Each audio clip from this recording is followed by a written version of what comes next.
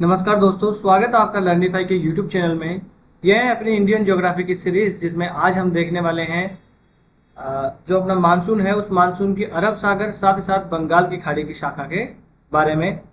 इससे पहले वाला जो अपना लेक्चर हुआ करता था, उसमें हमने देख लिया था कि ग्रीष्म काल में मौसम की क्रियाविधि किस प्रकार से हुआ करती है, किस प्रकार से ITC-Z जो है वो पश्चिमोत्तर भारत में खिसक जाता है धीरे धीरे, है ना। और उससे मानसून पहले की जो घटनाएं क्या होती है वो हमने देख लिया था। और पिछले लेक्चर में लास्ट आते आते हमने मानसून जो है उसको हमने उसकी शुरुआत करा दी थी 1 जून को मालाबार तट पर, केरल के मालाबार तट पर जो है अपना मानसून आ जाता है। वहां तक हमने देख लिया था। अब इस दक्षिण पश्चिम मानसून की 2 शाखाएं हैं, एक है अरब सागर की शाखा, एक है बंगाल की खाड़ी की शाखा। अब इन दोनों शाखाओं के बारे में एक एक करके आज के लेक्चर में हम डिस्कस करने वाले हैं। तो चलिए शुरू कर लेते हैं आज का लेक्चर। देखिए, ये 2 प्रकार की शाखाएं अपने दक्षिण पश्चिम मानसून से होती है। एक है अरब सागर की शाखा, एक है बंगाल की खाड़ी की शाखा, है ना। इस प्रकार से, है ना, ये अरब सागर में है, ये बंगाल की खाड़ी से होकर बह रही है, इसलिए बंगाल की खाड़ी की शाखा। ठीक है साहब। अब देखिए, वो तो हो गए अपने बने बनाए मैप, ये है अपना खुद का बनाया हुआ मैप। इसमें मैं अब आपको समझाता हूँ, यहां से हम समझते हैं। पिछला जो लेक्चर था, उस लेक्चर में हमने देख लिया था कि 1 जून को किस प्रकार से 1 जून को अपने यहाँ भारत में मॉनसून जो है वो आ जाता है ना। ITC-Z उत्तर में खिसक जाता है। ये सब चीजें हमने पिछले लेक्चर में ऑलरेडी देख ली है। ITC-Z क्या है, ये सब चीजें मैंने ऑलरेडी आपको बता दिया है। अब देखो, समझते हैं। यहाँ ये अपनी पृथ्वी है, ये 0 डिग्री है, ये आप मान लो कि 30 से 35 डिग्री है, ये है 30 से 35 डिग्री उत्तरी अक्षांश हो गया। अब देखो, यहां पर क्या होता है, इस प्रकार से पवनें चलती है कि नहीं चलती है भाई? चलती है। और ये पवनें दाईं ओर क्यों मुड़ रही हैं उत्तरी गोलार्ध में, और दक्षिणी गोलार्ध में बाईं ओर क्यों मुड़ रही है? तो ये फेरल के नियम के अनुसार ऐसा होता है कि उत्तरी गोलार्ध में अपने दाईं ओर और दक्षिणी गोलार्ध में बाईं ओर मुड़ जाती है। अब आप कहोगे सर, तो भारत कहाँ है अपना? तो भारत कहां पर है अपना? भारत है यहां पर, कुछ यहां पर भारत जो है अपना मौजूद है। यहां पर अपना भारत मौजूद है। अब होता क्या है कि ITC-Z जो है, ये है ITC-Z। ITC-Z क्या करता है, कल के लेक्चर में मैंने बता दिया था कि यहां पर लो प्रेशर जो है वो क्रिएट हो जाता है, और ITC-Z जो है वो वहां पर यहां पर जो है वो खिसकने लगता है धीरे धीरे। अब ये खिसकने लगता है तो आप कहोगे सर, भारत तो देखो ये उत्तर पूर्वी ट्रेड पवनों के जो ट्रेड विंड्स है या व्यापारिक पवन है, उनके प्रभाव में है यहाँ।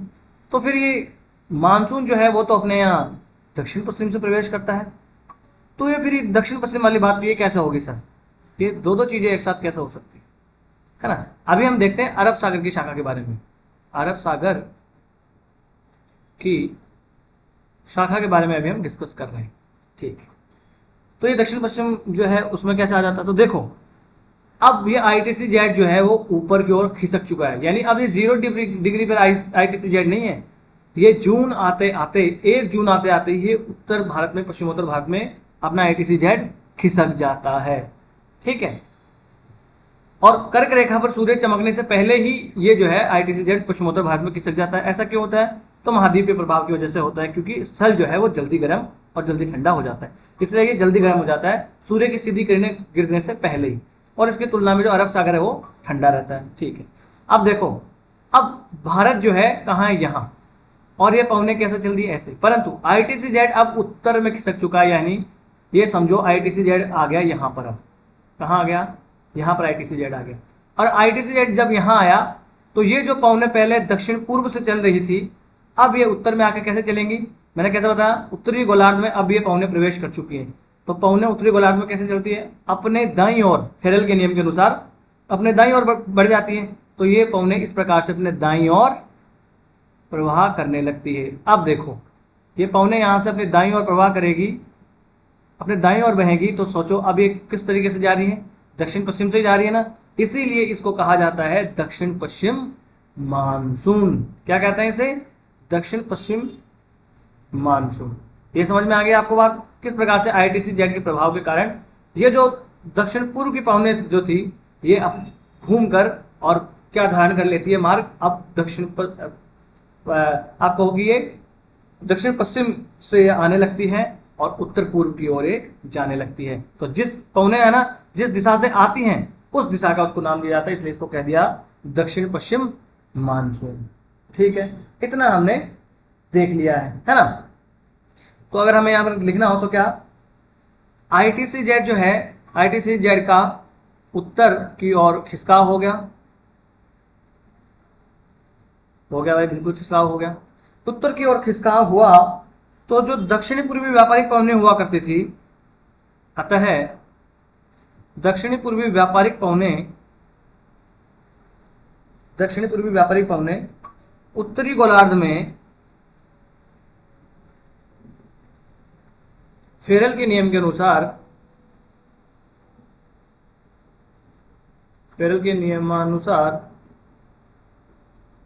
अपने दाईं ओर मुड़ जाती है। ये दाईं ओर मुड़ जाती है, ये वाली बात याद रखना, क्योंकि इससे आगे जब मैं बंगाल की खाड़ी की शाखा वाला अभी पढ़ाऊंगा आगे, तो उसमें ये बहुत काम आएगा।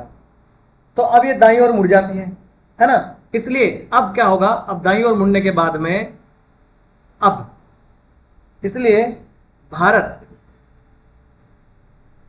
भारत इन पवनों के प्रभाव में आ जाता है। इन पवनों या ट्रेड विंड्स या व्यापारिक पवनों के प्रभाव में आ जाता है। भाई आ गया कि नहीं आ गया? देखिए इस प्रकार से आ गया कि नहीं आ गया, भारत यहां पर है तो इसके प्रभाव में आ गया कि नहीं आ गया? ये देखो इनके प्रभाव में आ जाता है। आगे भाई प्रभाव में आ गया, आगे क्या हुआ,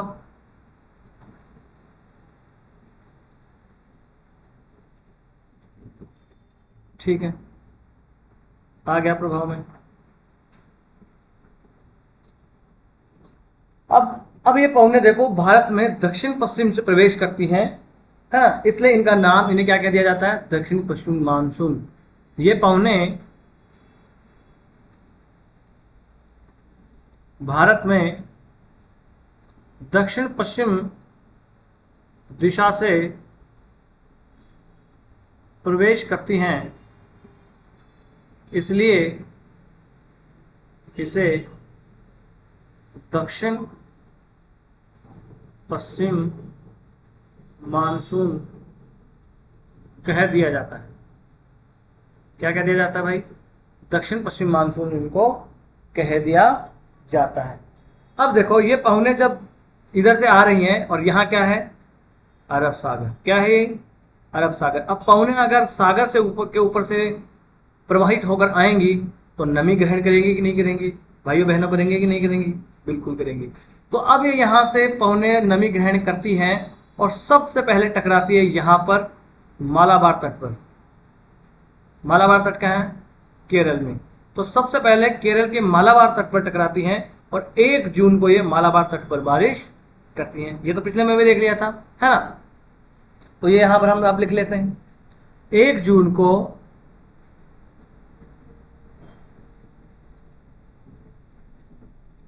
मालाबार तट पर वर्षा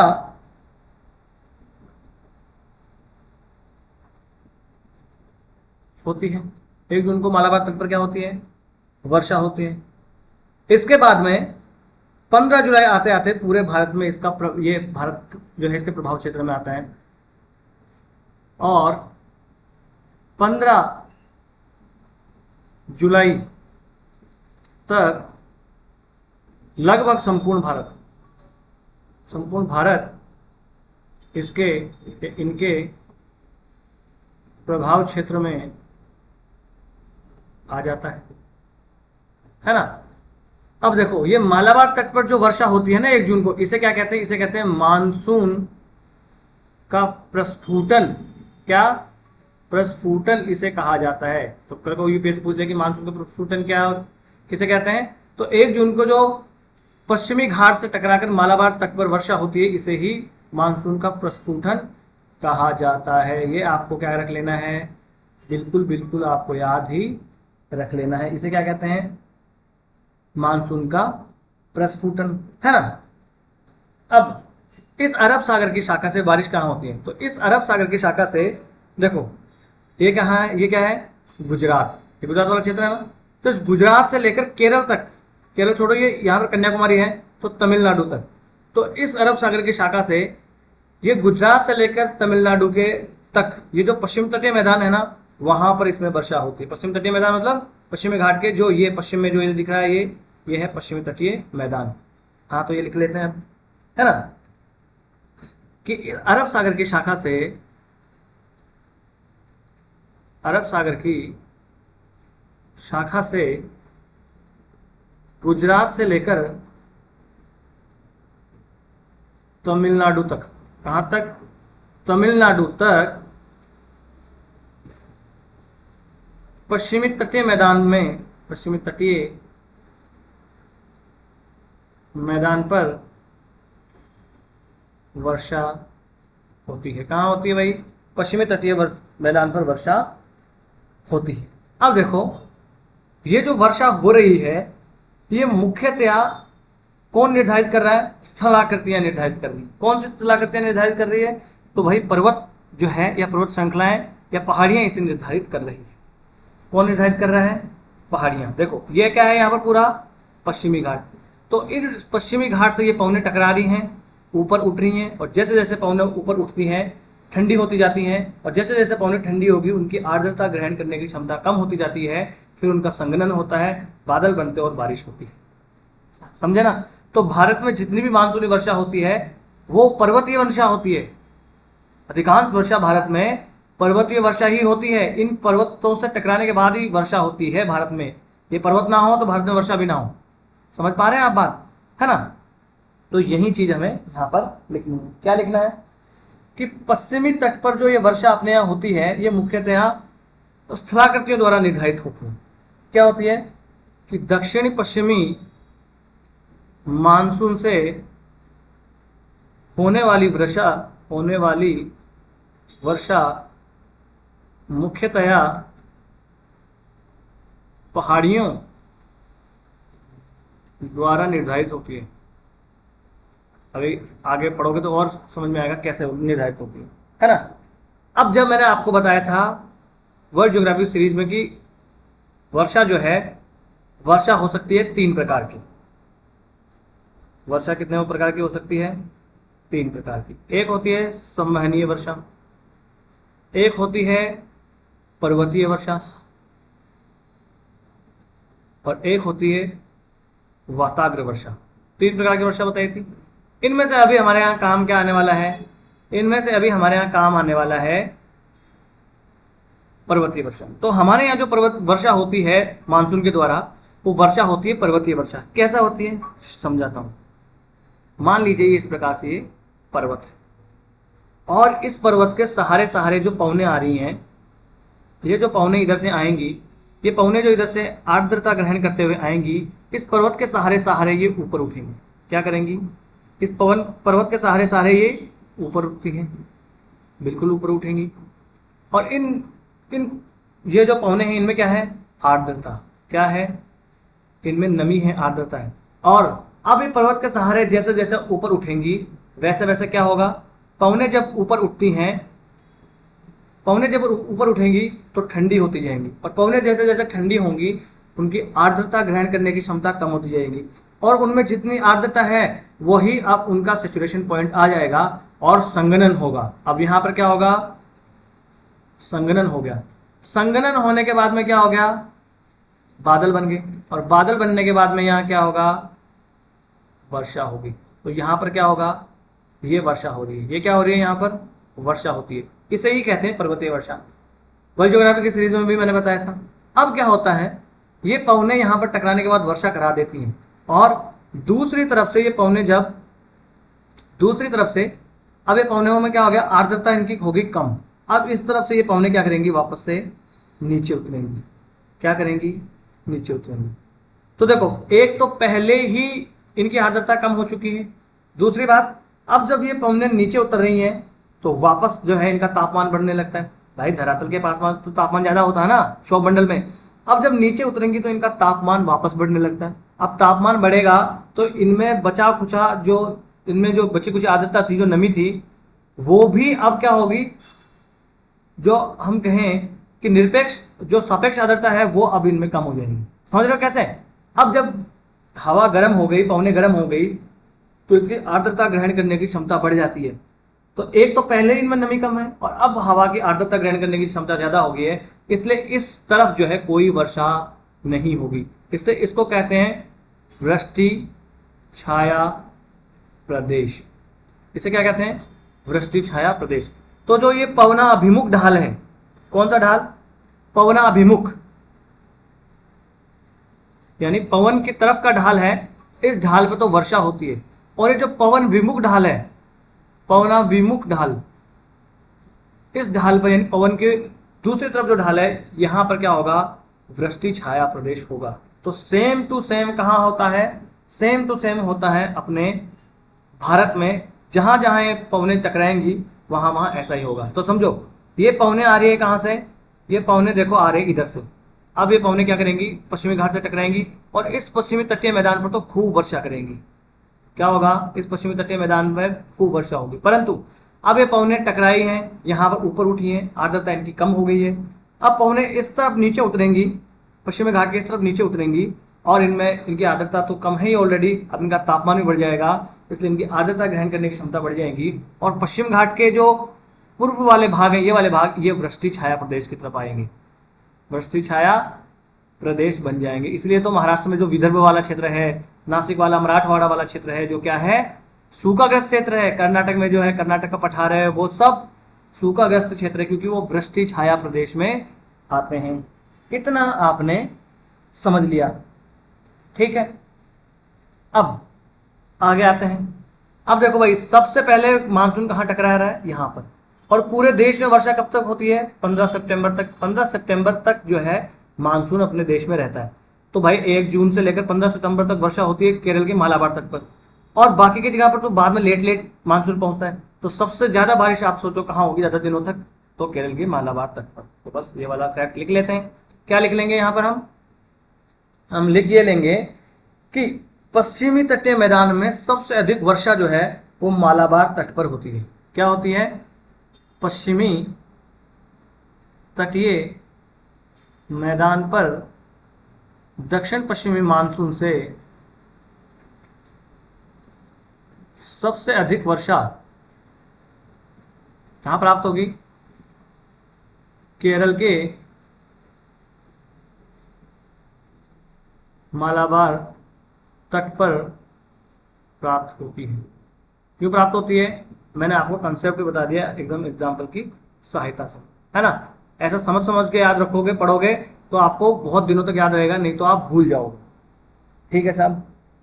एक और फैक्ट यहां पर याद लिखने वाला ये है कि जो पश्चिमी तटीय मैदान है, इस मैदान में दक्षिण से जब हम उत्तर की ओर जाएंगे, यहां समझो, जब हम दक्षिण से उत्तर की ओर जाएंगे ऐसे ऐसे ऐसे ऐसे, तो वर्षा की मात्रा कम होती जाएगी। अब आप कहोगे सर ऐसा क्यों?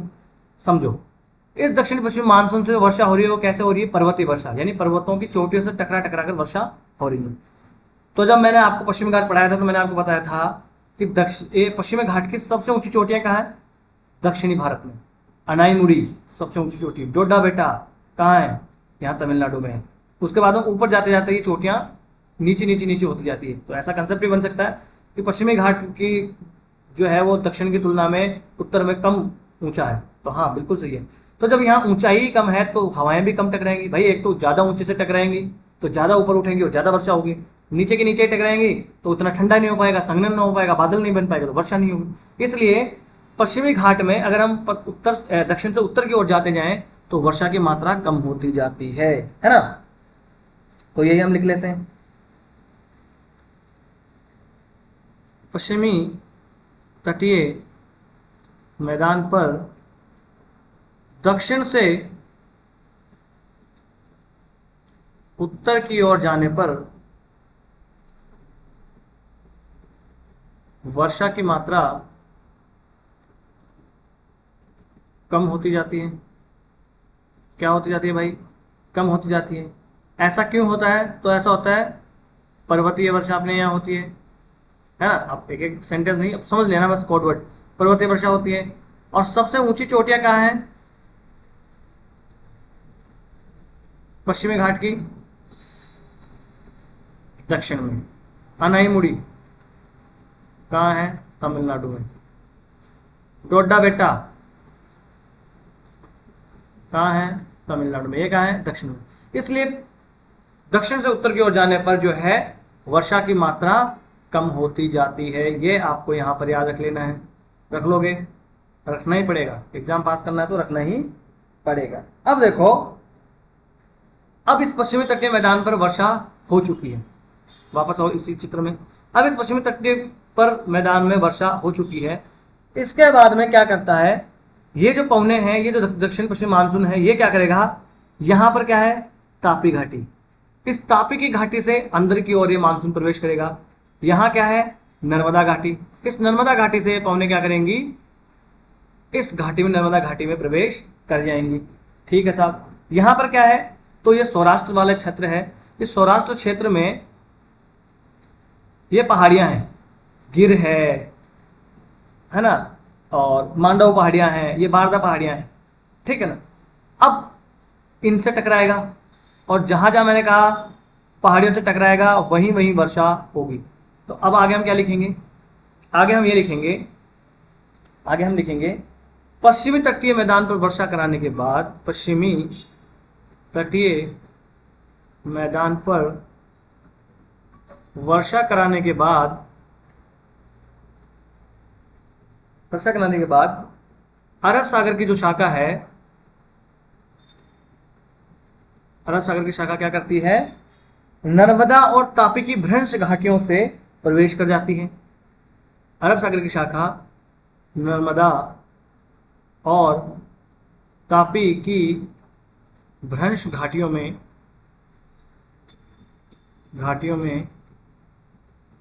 प्रवेश कर जाती है। भाई कर गई प्रवेश। ठीक है। अब देखो यहां पर आना वापस।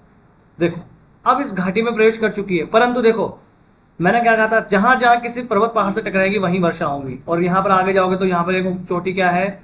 अमरकंटक। ये क्या है? अमरकंटक। अब इस अमरकंटक से टकराएंगी और यहां पर बारिश होगी। क्या होगी? यहां पर बारिश यहां पर होगी। तो यही चीज लिख लेते हैं हम। घाटियों में प्रवेश कर जाती है। उसके बाद में पूर्व की ओर बढ़कर अमरकंटक के पठार पर वर्षा कराती है ये अरब सागर की शाखा। इसीलिए तो इस अमरकंटक के पठार से इधर नर्मदा नदी निकलती है, हैं? और इधर कौन सी नदी निकलती है? सोन नदी निकलती है। समझ रहे हैं आप बात? वो इसीलिए निकलती है क्योंकि यहां पर बहुत ज्यादा वर्षा होती है। चलो भाई, ये प्रवेश कर गई कहां? यहां पर प्रवेश कर गई है ना। ये शाखा इधर प्रवेश करा के यहां से टकरा के वर्षा करी। अब ये शाखा देखो, ये वाली सौराष्ट्र में, गुजरात अगर देखा जाए तो नॉर्मली एक ड्राई एरिया है, शुष्क क्षेत्र है, परंतु अब इस सौराष्ट्र वाले क्षेत्र में बड़ा हरा भरा माहौल है। ऐसा क्यों भाई? क्योंकि इस सौराष्ट्र वाले क्षेत्र में है कुछ पहाड़ियां। ये है गिर पहाड़ियां। कौन सी पहाड़ियां हैं? गिर। ये कौन सी है? मांडव पहाड़ियां। ये कौन सी है? बारदा पहाड़ियां। ये ऑलरेडी मैं पढ़ा चुका हूं। तो इन पहाड़ियों से अब ये दक्षिण पश्चिमी मानसून टकराता है। ये अरब सागर की शाखा टकराती है और टकराकर सेम वही पवने ऊपर उठेंगी, ठंडी हो जाएंगी, संघनन होगा, बादल बनेंगे और वर्षा होगी। तो इस सौराष्ट्र वाले क्षेत्र में वर्षा इस प्रकार से होती है। तो अब आ जाते हैं हम सौराष्ट्र वाले क्षेत्र में। कहां आ जाएंगे हम? सौराष्ट्र वाले क्षेत्र में आ जाएंगे। ठीक है, आगे आ जाते हैं। अब ये जो अरब सागर की शाखा है, ये उत्तर की ओर बढ़कर गुजरात के सौराष्ट्र में गिर और मांडव पहाड़ियों से टकराकर वहां वर्षा करती है।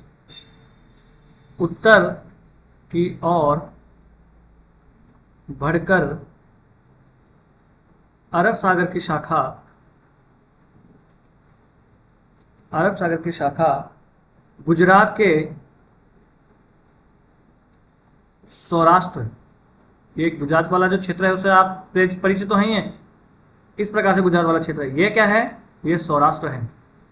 ये हरा भरा है। ये क्या है? कच्छ। ये क्या है? यहाँ कोई पहाड़ियां वहाड़ियां नहीं, तो ये है शुष्क क्षेत्र है। ये क्या है? शुष्क। ये क्या है? हरा भरा क्षेत्र है। ये इसीलिए है ना। तो यहां पर देखो 3 पहाड़ियां आपको देखने को मिल जाएंगी, है ना। अब ये टकराएंगी आके कहां से, इस प्रकार से आके इनसे टकराएंगी और यहां पर वर्षा होगी। तो गुजरात के सौराष्ट्र क्षेत्र में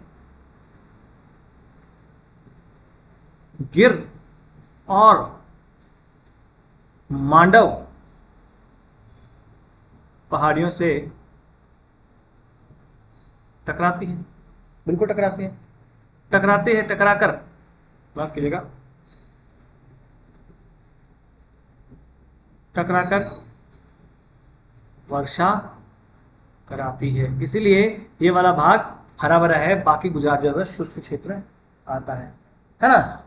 यही कारण है कि बाकी का गुजरात जो है वो शुष्क है और ये हरा भरा क्षेत्र है। ये अब इसको तो लिखने की क्या ही जरूरत है।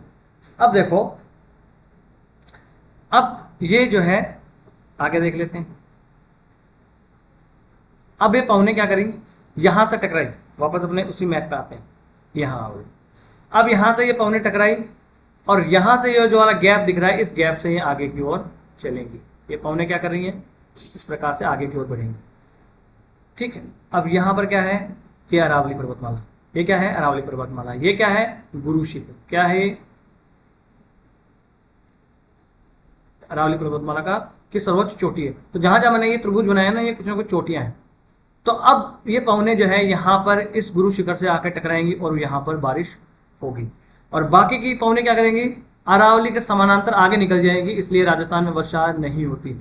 इसलिए राजस्थान वाला क्षेत्र सूखा है, क्योंकि अरावली जो है इन के समानांतर में पड़ जाती है, या इस अरावली के समानांतर ये पवने जो है अरब सागर की शाखा आगे बढ़ जाती है। अगर ये अरावली ऐसा ऐसा होती, ऐसे ऐसे होती, ऐसे ऐसे, तो यहाँ पर खूब राजस्थान में वर्षा होती और राजस्थान में एक हरा भरा क्षेत्र होता, है ना। तो बस यही चीजें लिख लेते हैं। क्या, यहां हम लिखेंगे गिर और मांडव पहाड़ी से टकराने के बाद, गिर और मांडव पहाड़ियों से टकराने के बाद अरब सागर की शाखा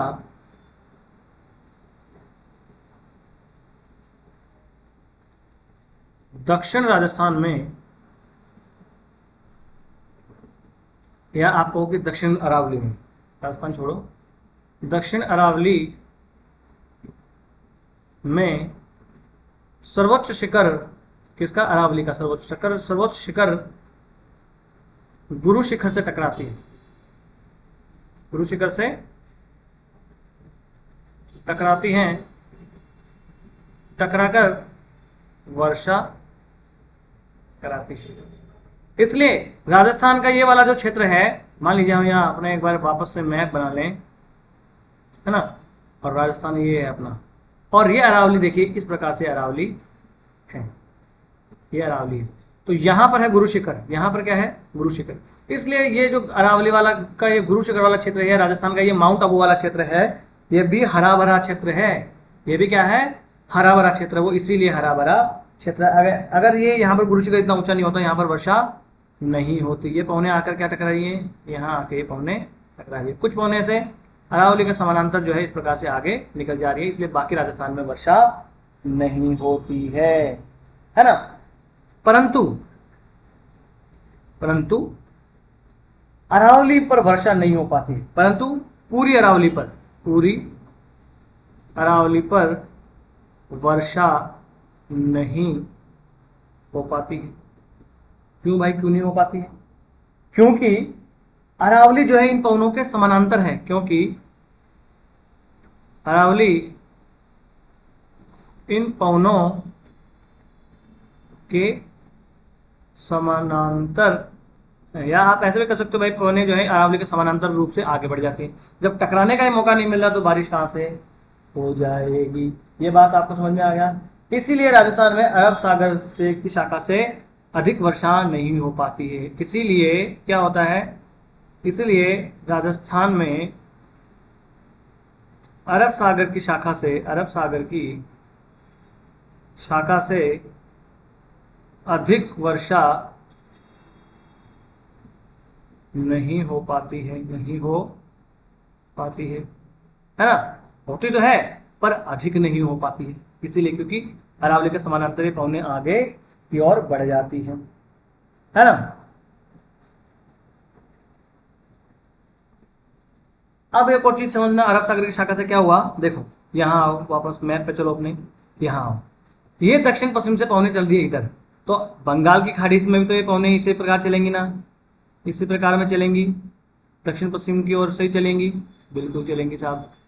तो देखो ये पश्चिमी घाट पर तो ये अरब सागर की शाखा जो है बारिश करवाती है, या दक्षिण पश्चिम मानसून बारिश करवा पाता है, परंतु ये जो पूर्वी घाट वाला क्षेत्र है, ये जो पूर्वी घाट वाला क्षेत्र है, ये पूर्वी घाट वाला क्षेत्र है, ये पूर्वी घाट वाला क्षेत्र जो आपको दिख रहा है, इस पूर्वी घाट पर ये अरब सागर की शाखा कोई वर्षा नहीं करवा पाती है, साथ साथ ये दक्षिण पश्चिम मानसून भी यहाँ पर पूर्वी घाट पर वर्षा नहीं करवा पाता है ना, क्योंकि पवनें इसके भी समानांतर निकल जाती हैं। जैसे भाई अरावली के समानांतर आगे बढ़ गई, वैसे ही पूर्वी घाट के समानांतर आगे बढ़ गई, इसलिए पूर्वी घाट पर दक्षिण पश्चिम मानसून से कोई वर्षा नहीं होती है। ये वाली बात पहले भी मैं आपको बता ही चुका हूं और बता दिया है, ठीक है सर। तो यह बात लिख भी लेते हैं। अरब सागर की शाखा, अरब सागर की शाखा पश्चिमी घाट से टकराकर पश्चिमी तटीय मैदान पर खूब वर्षा कराती है,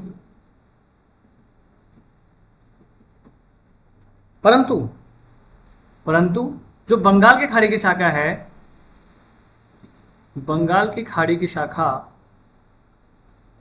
बंगाल की खाड़ी की शाखा उत्तर पूर्व की ओर प्रवाहित होती है, उत्तर पूर्व की ओर प्रवाहित होती है, उत्तर पूर्व की ओर प्रवाहित होती है, इसलिए पूर्वी घाट से नहीं टकरा पाती, इसलिए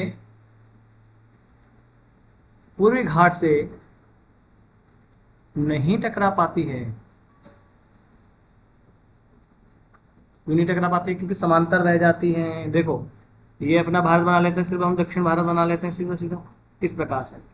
ये यहां से आ गया अरब सागर की शाखा, ये यहां से बंगाल की खाड़ी की शाखा उत्तर पूर्व की ओर जा रही हैं, उत्तर पूर्व की ओर जा रही हैं, उत्तर पूर्व की ओर जा रही हैं, तो इसके समानांतर आगे बढ़ जाती हैं, इसके समानांतर आगे बढ़ जाती हैं, इसलिए यहां पर कोई वर्षा नहीं करवा पाती हैं। ये चीजें आपको समझ में आ गई भाइयों बहनों, समझ में आ गई? बिल्कुल आ गई, है ना। इसलिए क्या होता है, इसलिए अरब सागर की जो शाखा है, अरब सागर की शाखा कोरोमंडल तट पर तो खूब बारिश कराती है, कोरोमंडल तट पर तो खूब वर्षा कराती है, परंतु इसके पास में ही यहां पर क्या है, ये माफ कीजिएगा, ये कोरोमंडल तट पर नहीं, मालाबार तट पर। कहां? मालाबार तट। देखो ये है मालाबार तट, केरल का ये वाला क्षेत्र, और ये वाला जो क्षेत्र है ये क्या है, कोरोमंडल तट।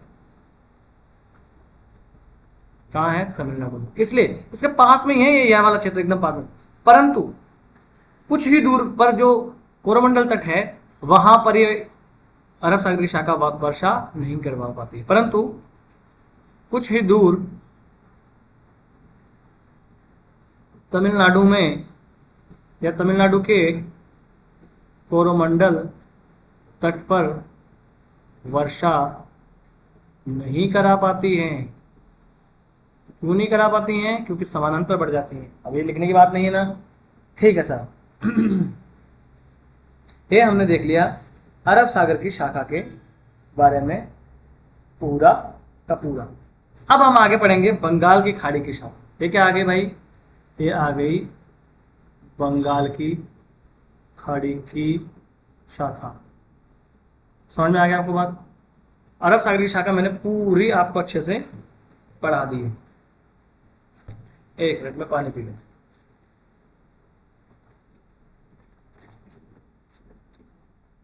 क्योंकि पढ़ाते पढ़ाते हमारा भी पेट्रोल खत्म हो जाता है। आ जाता है। इन सब चीजों से सब वाकिफ नहीं है। ये क्या है? तो ये बोले भाई हिमालय है। अगर ये भी अब नहीं पता ना, इतना जोर से पाप लगेगा ना भाई, आपको मैं क्या बताऊं। ये क्या है? तो भैया ये अरावली है, ये गिर मांडव और बारदा पहाड़ियां हैं। ये क्या है? तो ये प्रायद्वीपीय पठार है।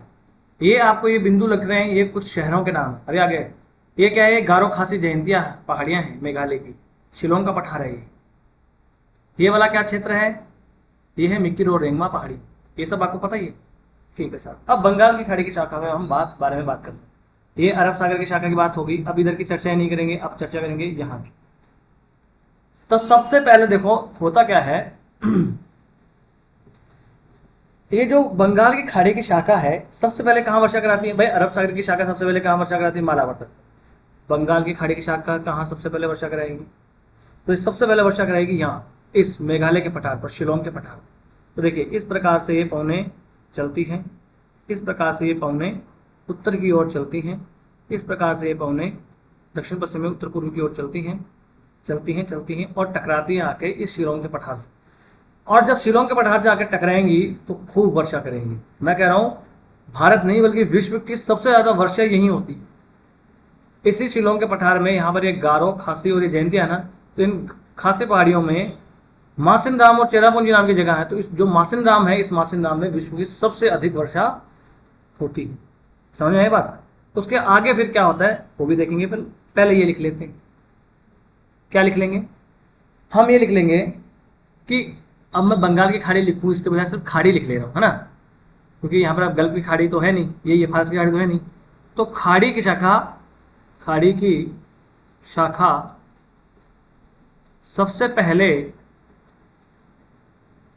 शिलोंग पठार से टकराकर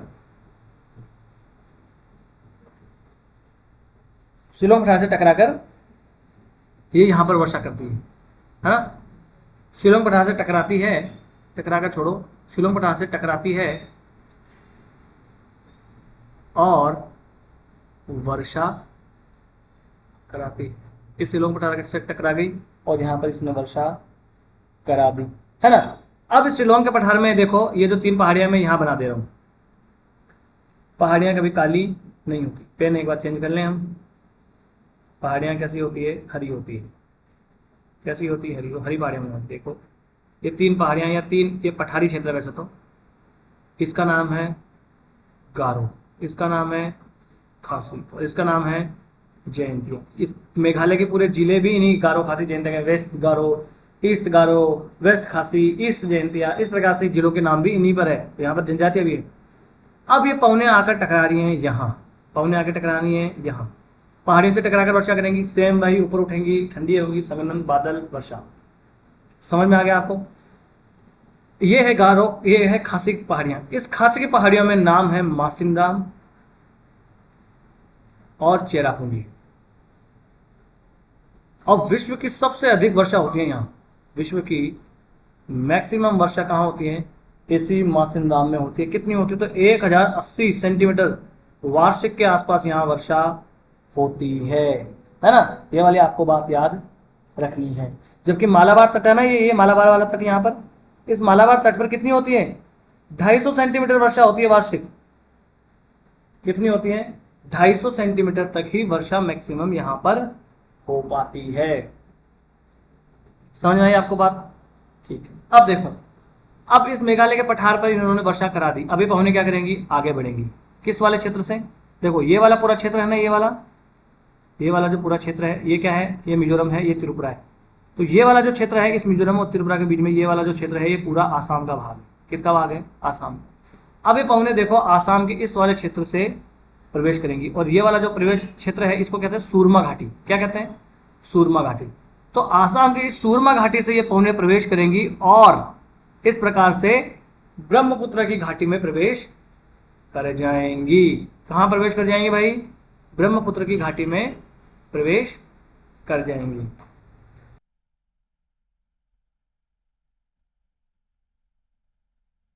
हाँ जी, तो हम क्या डिस्कस कर रहे थे कि देखो इस शिलोंग के पठार से टकराने के बाद में ये पौने यहां से आसाम में प्रवेश करती है। कहां से, ये है सूरमा घाटी। इस सूरमा घाटी से आसाम में प्रवेश करते हुए ये पौने इस प्रकार से आगे बढ़ते हुए, ये देखो ये क्या है, ब्रह्मपुत्र घाटी।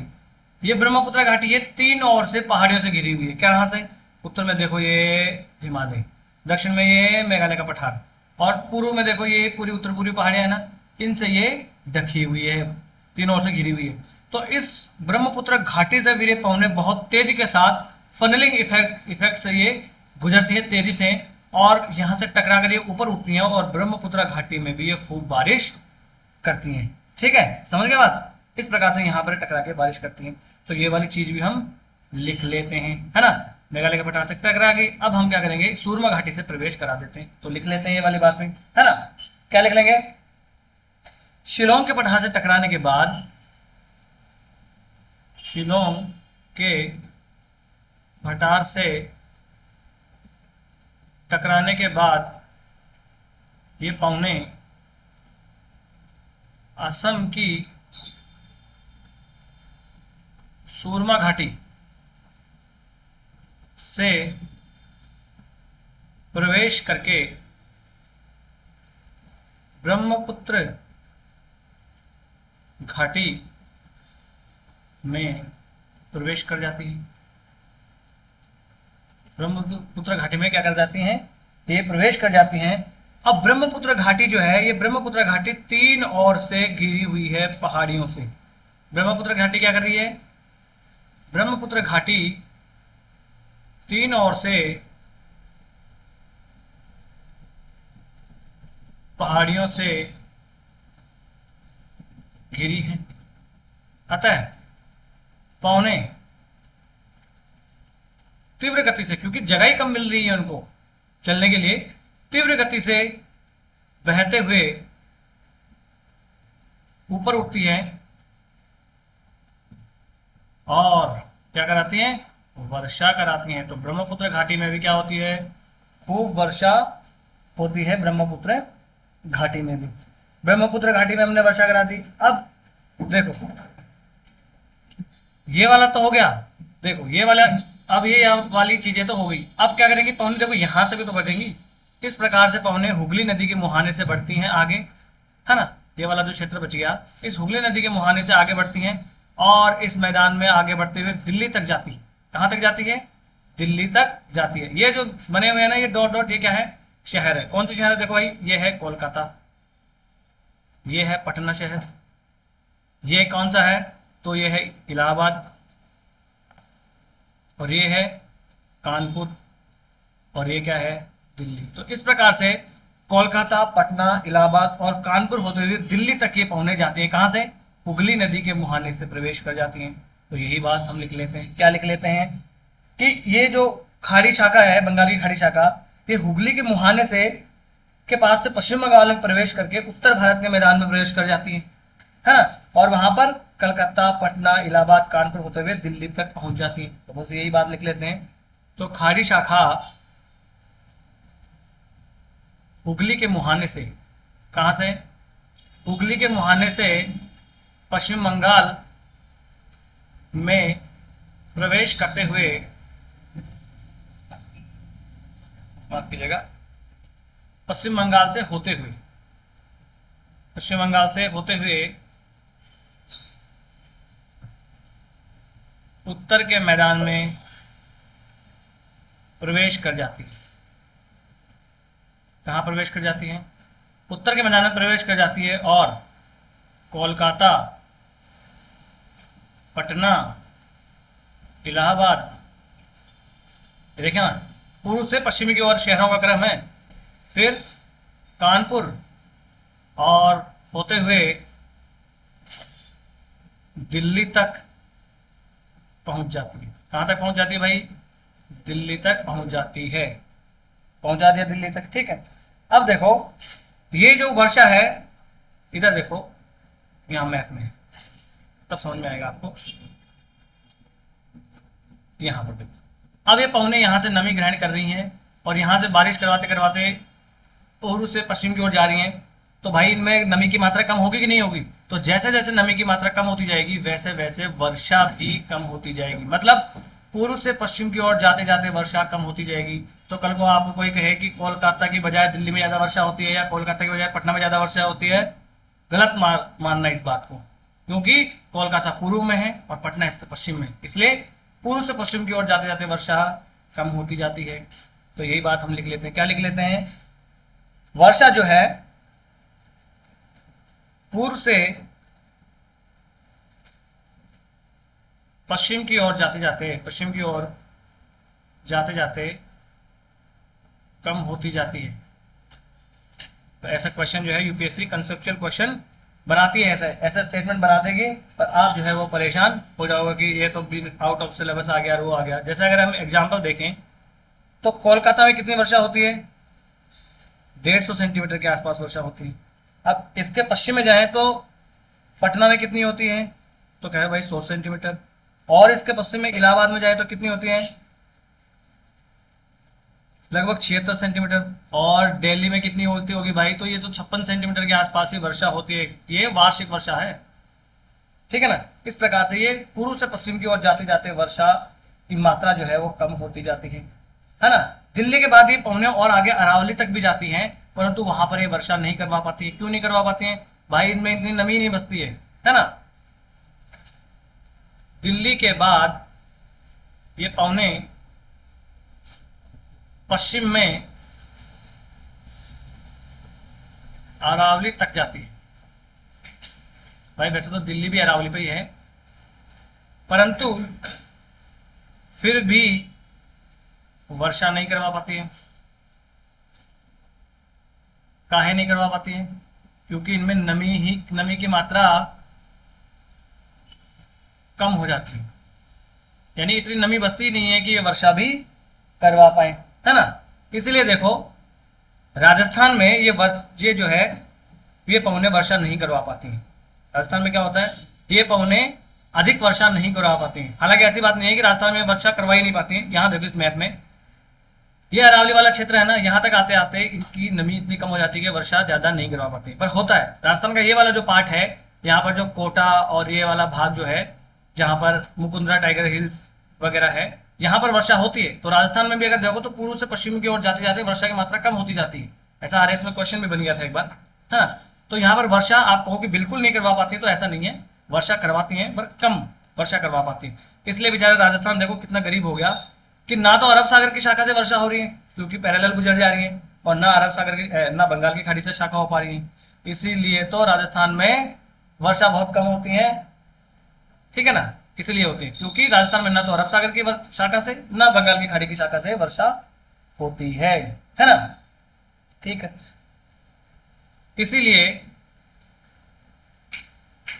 राजस्थान में न तो अरब सागर की शाखा से और न ही बंगाल की खाड़ी की शाखा से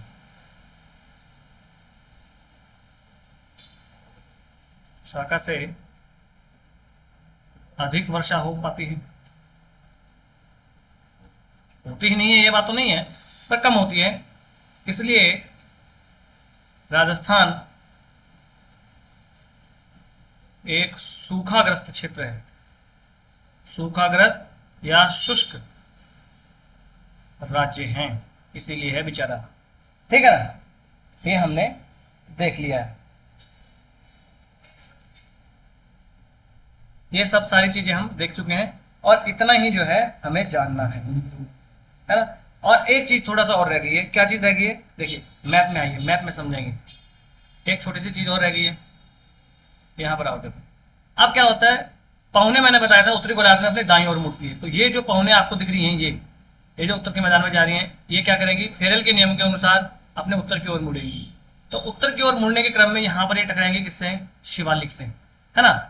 इधर नहीं आएंगे पौने। इधर क्यों नहीं आएंगी? क्योंकि उत्तर की ओर, दक्षिण की ओर अपना दाएं ओर मुड़ती है, तो दाएं ओर मुड़ेंगी। इसलिए क्या करेंगी? शिवालिक से टकराएंगी और शिवालिक के दक्षिणी तट पर, जो दक्षिणी इसका हिस्सा है आपको, उस पर खूब बारिश करवाएंगी। और ये जो प्रायद्वीपीय भाग है, इस प्रायद्वीप के भाग का जो ये पूर्वी छोर है या उत्तरी छोर जो है, इस छोर पर वर्षा नहीं हो पाती। इसलिए तो जो एमपी और यूपी में जो बुंदेलखंड वाला क्षेत्र है, यहाँ पर वो सूखाग्रस्त क्षेत्र है ना। क्यों है? क्योंकि पौने यहाँ से इधर आती नहीं है, ये तो पौने उत्तर दाईं ओर मुड़ जाती है और शिवालिक से टकराती है। तो बस ये एक छोटी सी चीज दिखनी है, बस हो गया अपना लेक्चर। क्या लिखना है? हाँ जी, यहाँ आ जाते हैं, यहाँ आ जाता हूं। पौने अपने दाईं ओर मुड़ने कहाँ, उत्तरी गोलार्ध में।